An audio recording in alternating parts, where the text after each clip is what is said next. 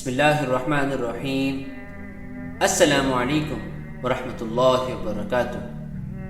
اعلان حق تبلیغ خیر و ہدایت پر ہی منصب نبوت کی بنیاد ہے، اور محمد عربی صلی اللہ علیہ وسلم بھی اسی کام پر معمور کیے گئے تھے۔ یہ فرض جس قدر اہم اور برتر و اعلیٰ ہے، اسی قدر نازک اور دشوار بھی ہے۔ یہاں قدم قدم پر مصیبتوں اور مخالفتوں کا سامنا کرنا پڑتا ہے۔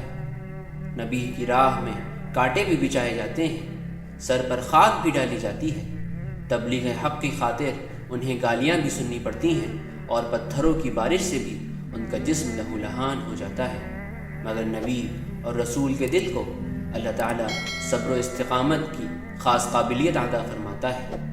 کوئی بھی مخالفت انہیں اعلان حق سے نہیں روک سکتی۔ محمد صلی اللہ علیہ وسلم کو جب اعلان نبوت کا حکم ہوا تو آپ ایک دن صفا کی پہاڑی پر چڑھ گئے اور لوگوں کو آواز دی جیسے کسی اہم واقعے کی خبر دینا چاہتے ہوں۔ جس نے اس پکار کو سنا وہ دوڑتا ہوا چلا آیا، کیونکہ آپ ان کی قوم کے سب سے صادق اور امین شخص تھے، اس لیے کسی کے دل میں کوئی شک و شبہ پیدا نہ ہوا، اور سب کو یقین تھا کہ شاید ان کو کسی اہم واقعے کی اطلاع دینا مقصود ہے۔ جب کافی مجمع جمع ہو گیا تو آپ صلی اللہ علیہ وسلم نے فرمایا، دیکھو میں پہاڑ کی چوٹی پر کھڑا ہوں، تم اس کے نیچے ہو۔ اگر میں یہ کہوں کہ ایک ہتھیار بند لشکر دور سے آتا ہوا دکھائی دے رہا ہے جو مکے پر حملہ کرے گا تو تم اس کا یقین کر لو گے؟ سب نے ایک زبان ہو کر کہا، یقیناً ہم تمہاری بات مان لیں گے۔ تم جیسے راست باز سچے کو ہم بھلا کیسے جھٹلا سکتے ہیں؟ اس کے بعد آپ نے ارشاد فرمایا، یہ تو سمجھانے کے لیے ایک مثال تھی۔ ایھا القریش، اب تم یقین کر لو کہ موت تمہارے سر پر آ رہی ہے، اور تم نے خدا کے سامنے حاضر ہونا ہے۔ مجھے خداوند قدوس نے تمہاری طرف نبی بنا کر بھیجا ہے، اور میں عالم آخرت کو بھی ایسے ہی دیکھ رہا ہوں جیسے تم دنیا کو دیکھ رہے ہو۔ بتوں کو پوجنے والوں کے لیے یہ عجیب سا پیام تھا۔ ابو لہب اپنے گدھے پر سوار تھا، وہ کھجور کی چھڑی سے خاک اڑا کر کہنے لگا کہ کیا اتنی سی بات کہنے کے لیے اتنے لوگوں کو تکلیف دی، اور یہ کہہ کر چلتا بنا۔ لوگ تتر بتر ہو گئے اور آپس میں باتیں کرنے لگے کہ یہ کیا بہکی بہکی باتیں کر رہے ہیں۔ کوئی کہتا کہ نعوذ باللہ ان کے دماغ میں کچھ خلل آ گیا ہے، کوئی کہتا کہ ان پر کسی نے جادو کر دیا ہے جس کے سبب یہ بہکی بہکی باتیں کر رہے ہیں۔ ہزار منہ اور ہزار باتیں۔ محمد رسول اللہ کے پیام حق کی تعویلیں بڑھتی جا رہی تھیں۔ کوئی خدا کا بندہ یہ بھی کہتا کہ بھائیوں، اتنے سچے اور نیک آدمی کی بات کو اس طرح ہنس کر ٹال دینا بھی مناسب نہیں، اس نے کچھ سمجھ کر ہی یہ باتیں کہی ہوں گی۔ کوہ صفا پر اعلان حق کے بعد رسول اللہ صلی اللہ علیہ وسلم نے تبلیغ عام کر دی۔ گلی کوچوں اور بازاروں میں، سڑکوں اور چوراہوں پر خدا کا پیغام پہنچاتے۔ مکہ ہی کیا، سارے عرب میں اس کی باتیں ہونے لگی۔ لوگ نیکی اور ہدایت کی بات سے بدکتے تھے اور ڈرتے تھے کہ کہیں یہ ہمیں اپنے آبائی دین سے نہ بھیڑ دے۔ غار حرا میں حضرت جبرائیل علیہ السلام اللہ کا پیام لے کر آتے رہے۔ ایک دن حکم ربانی ہوا، وَأَنذِرْ عَشِيرَتَكَ الْأَقْرَبِينَ، یعنی آپ اپنے قریبی رشتہ داروں کو ہمارے عذاب سے ڈرائیے۔ اسی کی تعمیل میں آپ نے ایک دن قریبی عزیزوں اور رشتہ داروں کو کھانے پر بلایا۔ پوری تواضع اور مدارات کے ساتھ آپ نے مہمان نوازی کی۔ جب سب کھا پی کر فارغ ہو گئے تو رسول اللہ نے اپنا مقصد بیان کرنا چاہا۔ اپنے عزیزوں کو اسلام کی دعوت دینا چاہی اور حق کا پیغام پہنچانا چاہا، مگر ابو لہب نے آپ کو بولنے ہی نہ دیا اور سب لوگ بنا پیغام سنے چلے گئے۔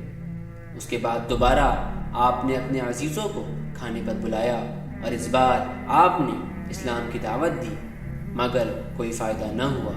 بس آپ کے چچزاد بھائی حضرت علی مرتضیٰ نے آپ کے پیغام پر لبیک کہا۔ یہی کچھ گنے چنے لوگ تھے جو سب سے پہلے قبول اسلام سے بامشرف ہوئے۔ ان میں سب سے پہلے مردوں میں اسلام لانے والے حضرت ابو بکر صدیق رضی اللہ عنہ بنے۔ سب سے پہلے عورتوں میں اسلام لانے والی آپ کی زوجہ حضرت خدیجہ بنت خویلد رضی اللہ عنہا بنی۔ سب سے پہلے لڑکوں میں اسلام لانے والے حضرت علی مرتضیٰ بنے، اور سب سے پہلے غلاموں میں اسلام لانے والے حضرت بلال حبشی رضی اللہ عنہ بنے۔ حضرت محمد صلی اللہ علیہ وسلم کو جس قوم سے سابقہ پڑا تھا وہ تو آبا پرستی، یعنی اپنے آبا و اجداد کی پیروی میں پچھلی قوموں سے بھی آگے تھی۔ اپنے پرانے عقیدوں کے خلاف جب انہوں نے سچائی کی باتیں سنی تو ساری قوم مخالفت پر آمادہ ہو گئی۔ آپ کا چچا ابو لہب دشمنان اسلام اور مخالفین رسول کا سردار تھا۔ اس کمبخت اور بد نصیب کا تو دن رات ہی یہی کام تھا کہ حضور جہاں تشریف لے جاتے وہ بھی ساتھ ساتھ ہو لیتا۔ آپ لوگوں کو سمجھاتے، نیکی کی تبلیغ فرماتے تو ابو لہب آپ کی مخالفت کرتا، قریش سے کہتا کہ کہیں عبداللہ کے بیٹے کے بہکاوے میں آ کر اپنا آبائی دین نہ چھوڑ دینا، یہ میرا بھتیجا تو نعوذ باللہ بے دین ہو گیا ہے۔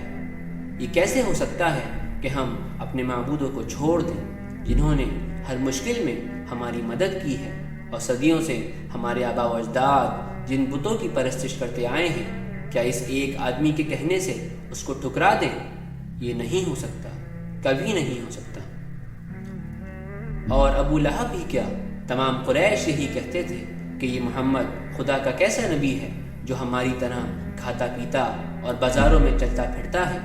اس کے بیوی بچے بھی ہیں اور دنیا کی ضرورتیں بھی اس کے ساتھ لگی ہیں۔ نبوت کا منصب تو کسی مکہ یا طائف کے دولت مند یا سردار قبیلے کو ملنا چاہیے تھا۔ محمد ابن عبداللہ کے گھر تو ایک صحیح چٹائی بھی نہیں ہے، کئی دن کے فاقے ہوتے ہیں اس کے گھرانے میں۔